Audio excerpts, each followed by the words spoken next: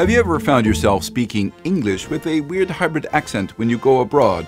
Or know someone who doesn't sound like a native speaker of a language even when they're fluent? This is why you have a different accent in a foreign language. The first reason is that sounds differ from language to language. Open a textbook, and one of the first things you'll see is an alphabet, explaining, for example, that the P in French is very different from the P in English.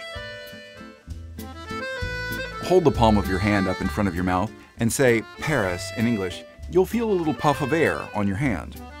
Now try the same thing again, but try to remove that puff of air, and you'll get something closer to the French sound.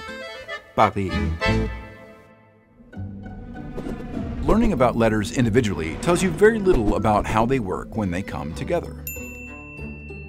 For example, when certain consonant combinations are forbidden in your native language, you'll often find yourself inserting sounds to make them pronounceable in a foreign one. The reason a Spaniard might tell you that he is from Spain is because SP is just not possible at the beginning of Spanish words. It's the same reason that when English commentators talk about the French footballer Kylian Mbappé, they often find themselves inserting a third syllable to make it more pronounceable, Mbappé.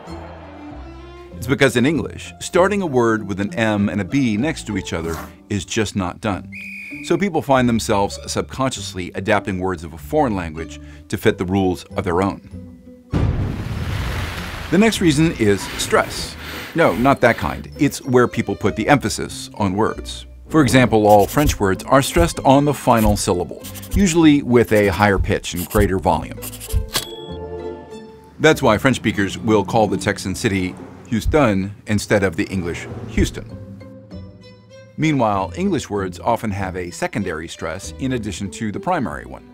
Civilization, for example. Ditching your language's stress pattern is often very hard and is not always well taught. Other elements of a language's rhythm can be hard to pin down. Cantonese and Italian, for example, are syllable timed, which means that every syllable has roughly the same duration. If you repeat this sentence with every syllable roughly equally timed, you may find yourself halfway to imitating an Italian. Whereas in English, the stressed syllables come at roughly regular intervals, and the remainder are less distinctly pronounced. This is how you could distinguish Italian from English being spoken through a wall, even if you can't make out any individual words or sounds.